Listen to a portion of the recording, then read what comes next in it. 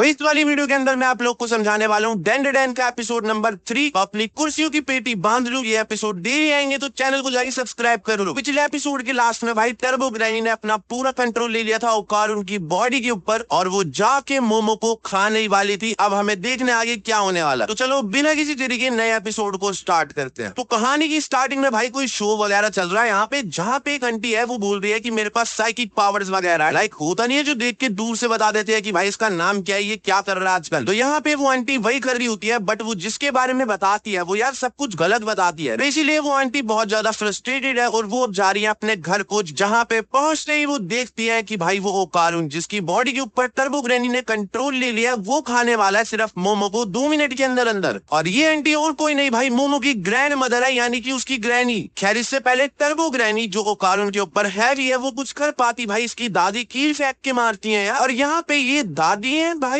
क्या चल रहा है यहाँ पे आजकल मांगा वगैरह में। यार यहाँ पे टर्बो ग्रैनी अटैक करने आती है अपनी रियल वाली ग्रैनी की तरफ, बट यहाँ पे टर्बो ग्रैनी कुछ करे उससे पहले वो जलना वगैरह स्टार्ट कर देती है। और यहाँ पे हमें अपनी रियल वाली ग्रैनी बताती है कि मैंने टर्बो ग्रैनी के अराउंड में एक सर्कल बना दिया है और वो सर्कल एक बैरियर की तरह काम करेगा। जैसे ही वो टर्बो ग्रैनी अपने हाथ को बाहर निकालेगी भाई वो जलना स्टार्ट हो जाएगी। और यहाँ पे ग्रैनी के हाथ में एक बल्ला भी होता है जो वो टर्बो ग्रैनी के मुंह पे दे के मार रही है और टर्बो ग्रैनी की यहाँ पे पिटाई भी स्टार्ट हो चुकी। और यहाँ पे ये दोनों बुढ़िया आपस में एक दूसरे को बुढ़िया बुढ़िया बोल रही है। खैर ये एंटी बुढ़िया नहीं है भाई। खैर यहाँ पे ग्रैनी बोलती है जो भी उनकी ग्रैंड डॉटर को भाई मारने की कोशिश करेगा उसको खत्म कर देंगी। और यहाँ पे हमें दिखाया जाता है भाई ग्रैनी कुछ कील वगैरह से करती है और बोलती है बाय बाय। तो यहाँ पे सीन आता है मोमो की तरफ, जहाँ पे मोमो को होश आ चुका है क्योंकि वो बेहोश हो गई थी। और वो सीधा जाती है अपनी दादी के पास और बोलती है दादी आपने कोई स्पिरिट वगैरह देखी है। बट इससे पहले उसकी दादी बोलती है पहले तू मेरे को ये बता तू कहीं स्पिरिचुअल हॉटस्पॉट पे गई थी, मतलब जहाँ पे आत्माएं वगैरह होती है। बट मोमो यहाँ पे बोलती है जो हुआ सो हुआ, बट ग्रैनी आप ये बताओ आपने किसी को देखा यहाँ पे आसपास में। बट यहाँ पे ग्रैनी बोलती है अगर तू किसी इविल स्पिरिट की बात कर रही है तो मैंने तो उसको मार दिया है यार, भाई वो कारून ऑलरेडी मर चुका है। खैर यहाँ पे मोमो की दादी बोलती है कि तू तो बोलती थी स्पिरिट्स वगैरह होती नहीं और मैं तो बहुत बेकार हूँ ना। तो यहाँ पे मोमो सॉरी बोलती है अपनी दादी को और बोलती है प्लीज मेरे को बता दो वो स्पिरिट जिसके ऊपर चढ़ी थी वो बंदा कहाँ पे है। दादी बोलती है मेन श्राइन पे जाके देख फिर तेरे को पता लग जाएगा। और वो अपनी दादी को फिर दोबारा बुढ़िया बोल के भाग जाती है। और मोमो जैसे ही श्राइन का गेट खोलती है भाई ओकारुन भाई तो ठूसने में बिजी है इस टाइम पे और बोलता है कहाँ थी तू।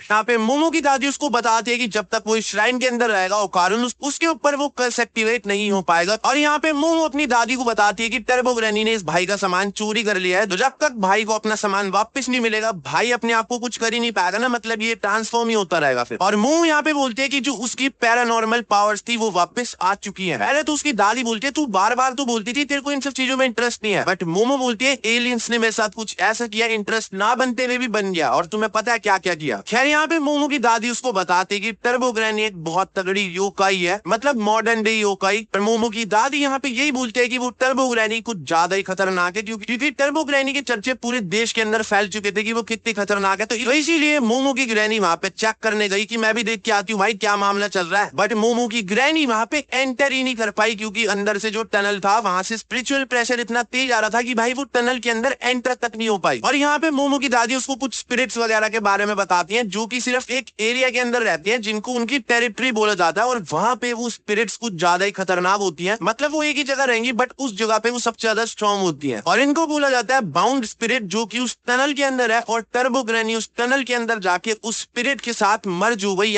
इसीलिए यहाँ पे ग्रैनी बोलती है कि देख इन सब लफड़ों में मत पड़, मैं तेरे को खोना नहीं चाहती क्योंकि तुम लोग उनसे फाइट नहीं कर सकते वो स्पिरिट्स वगैरह से। और यहाँ पे मोमो बोलती है अगर उसका फेवरेट कैंटा का पूरा यहाँ पे होता तो वो क्या करता, और वो करता 100% हेल्प। तो मोमो बोलती है वो अपने दोस्त की हेल्प करेगी। तो मोमो की दादी यहाँ पे एक सिंपल सा प्लान समझाती है कि देख वो बाउंड स्पिरिट अपने टेरिटरी के अंदर सबसे ज्यादा खतरनाक है और क्योंकि टर्बो ग्रैनी मर जो चुकी है तो तुम्हें उस टर्बो ग्रैनी को उसकी टेरिटरी में से बाहर निकालना पड़ेगा और फिर तुम उसको हरा सकते हो। बट यहाँ पे सबसे बड़ी दिक्कत यह है कि टर्बो ग्रैनी की स्पीड कुछ ज्यादा ही खतरनाक है और उसको मारना इतना आसान नहीं है। और ग्रैनी की जो टेरिटरी है वो पूरी की पूरी सिटी है। तो मोमो यहाँ पे बोलती है आपने दादी जो गेट के ऊपर इविल स्पिरिट के लिए वो नहीं लगा रखा था बैरियर सा, वो बना दो ना वहाँ पे तो वो मर जाएगी टर्बो ग्रैनी। यहाँ पे मोमो की ग्रैनी ये रिवील करती है कि वो जिससे पावर लेती है उसकी पावर इस सिटी के अंदर तक ही चलती है। और क्योंकि टर्बो ग्रैनी की भी जो पावर है वो इसी सिटी के अंदर अंदर है, तो बाहर जाने के बाद ना मोमो की दादी की पावर्स काम आने वाली ना टर्बो ग्रैनी की। तो इसलिए मोमो की दादी बोलते हैं कि वो उसको यहाँ पे नहीं हरा पाएगी। तो टर्बो ग्रैनी को हराने का सिर्फ एक ही रास्ता है, ओकारुन को और मोमो को इसको रेस में हराना पड़ेगा। इसके लिए ओकारुन को अपनी फिजिकल ट्रेनिंग और मोमो को ट्रेनिंग करनी पड़ेगी अपनी पावर्स को और ज्यादा हाई लेवल पे पहुंचाने के लिए। और इनको ट्रेन करने वाली है मोमो की ग्रैनी। और और यहाँ पे हमें ये भी रिवील किया जाता है कि सुबह सुबह ग्रैनी ने जिस बंदे का इंटरव्यू लिया था, जिसने इसको सब चीजों में गलत प्रूफ कर दिया था, बाद में टीवी पे ये खबर आई है कि जो दादी ने बोला उस सबका सब सही था। इसका मतलब हमारे को ये प्रूफ किया गया कि दादी की जो साइकिक पावर्स थी, जिसकी वजह से वो बता पा रही थी, वो बिल्कुल करेक्ट है। बाकी सब तो अब तक ठीक था, लेकिन यहाँ पे एक दिक्कत हो चुकी है, क्योंकि भाई ओकारुन के पेट में बहुत दर्द हो रहा है। मतलब समझ रहे हो, भाई को 2 नंबर जाना है। और सीन ऐसा है, अगर ओकारुन वहां पे गया तो मोमो की नजर उससे हटेगी, और अगर नजर हटी तो भाई वो ट्रांसफॉर्म होना स्टार्ट हो जाएगा। फिर क्या फायदा। और मोमो की नजर जैसे ही भाई ओकारुन से हटती है, वो कर्स जो है वो ब्रेक होना स्टार्ट हो जाता है। और मोमो यार क्या मतलब क्या करते रहे देखना चाह रहे हो तुम? वैसे तो कोई भी नहीं देखना चाहेगा, बट स्टिल वो लड़की है, भाई का सामान नहीं है फिर भी भाई। तो मोमो की दादी यहाँ पे यही बोलते है कि सबसे बड़ी दिक्कत यही है कि तू उसको बिना देखे उसके कर्ज को नहीं रोक पाती। तो मोमो की ग्रैनी बताती है कि हर चीज के अंदर एक ऑरा होता है, और अगर वो ओकारुन के ऑरा को सेंस करके उसकी पावर को रोकने की यानी कि सप्रेस करने की कोशिश करे, उस कर्ज को काम बन सकता है। बट यहाँ पे जैसे ही मोमो अपनी आंखें बंद करके ट्राई करती है, भाई कुछ फायदा नहीं हो रहा। ओकारुन वापस से ट्रांसफॉर्म होना स्टार्ट हो चुका है। बट यहाँ पे भाई दिक्कत हो चुकी है, ओकारुन भाई को जाना पड़ेगा फटाफट। तो ये लोग टॉयलेट तक भागते हुए जाते हैं, और इन्होंने ये आइडिया निकाला कि गेट को बाहर निकाल के मोमो सिर्फ थोड़ा थोड़ा सा देखेगी, मतलब भाई क्या ही फर्क पड़ रहा, सामान ही नहीं है। और ऐसा ही होता भी है, काम प्लान असर कर रहा है। मोमो की दादी और मोमो बात कर ही रहे होते हैं, इतनी देर में ही मोमो की दादी की नाक में से खून आना स्टार्ट हो जाता है। और यहाँ पे कुछ ऐसा हो गया जिसके बारे में कभी हमने सोचा भी नहीं था। पूरा का पूरा उस एरिया का टाइम रुक चुका है, जहाँ पे उसकी दादी मूवमेंट करने वाली नहीं है, सिर्फ मोमो हिल सकती है, बाकी कोई भी नहीं हिल सकता अपनी जगह से। और यहाँ पे हम देखते हैं ये टाइम को रोकने वाली इनविंसिबल पावर है उस टर्बो ग्रैनी की, जो इस टाइम पे ओकारुन की बॉडी के थ्रू पूरा का पूरा ट्रांसफॉर्म हो चुकी है। मोमो अपनी दादी को उठाने लगती है, जिसके बाद टर्बो ग्रैनी बोलती है किसी चीज का कोई फायदा नहीं है, क्योंकि सिर्फ तेरे अलावा इस टाइम पे कोई भी यहाँ पे हिल भी नहीं सकता। और टर्बो ग्रैनी यहाँ पे यही बोलती है कि तू अपनी दादी को कैसे मरता हुआ देखना चाहती है, हार्ट अटैक के थ्रू या फिर किसी और तरीके की डेथ दूं मैं तेरी दादी को। और यहाँ पे टर्बो ग्रैनी ये भी रिवील करती है कि भाई ओकारुन के थ्रू वो जिसको भी देख सकती है, उसको खड़े खड़े मार सकती है, उसके कर्ज की इतनी तगड़ी पावर है। और टर्बो ग्रैनी यहाँ पे मोमो को ये धमकी देके चाहती है कि आज रात को तुम दोनों उस टनल में होने चाहिए, वरना मैं इस लड़के के थ्रू जिसको चाहूं उसको मारना स्टार्ट कर दूंगी। और भाई उसी टाइम टर्बो ग्रैनी गायब हो जाती है, जिसके बाद ओकारुन की नाक में से और भाई उसकी दादी की नाक और कान में से खून निकल रहा होता है। तो ये साइन है कि भाई जब इनमें से खून निकले, इसका मतलब है कोई कर्ज कुछ करके गया है। और यहाँ पे हम देखते हैं मोमो की दादी इनको कोई कपड़े वगैरह पहनाती है, जो कि सूमो रेसलर्स के लिए कोई ड्रेस है। और मोमो की दादी यहाँ पे ये एक्सप्लेन कर रही है कि ये ड्रेस तुम्हारे को कोई भी इविल स्पिरिट से फाइट करने में बचाएगी। मतलब ये एक ऐसी ड्रेस है, मान लो जिसमें तुम सूमो रेसलिंग करने तो जा रहे हो, बट तुम्हें कोई एक्सपीरियंस नहीं है, फिर भी तुम बच जाओगे। तो मोमो की दादी के अकॉर्डिंग ये बहुत ही खतरनाक तरीके की ड्रेस वगैरह है कोई। मोमो की दादी उसको बुरे लगाती है और बोलती है प्लीज भाई मर के मत आइयो। और साथ के साथ ये दोनों बहुत ही अजीब सी ड्रेस डाल के जा रहे हैं ट्रेन के अंदर, जहाँ पे ट्रेन में ही भिड़ना स्टार्ट हो गए हैं आपस में मोमो और ओकारुन। ये लोग फाइनली टनल तक अब पहुंच चुके हैं। अगर तुम्हें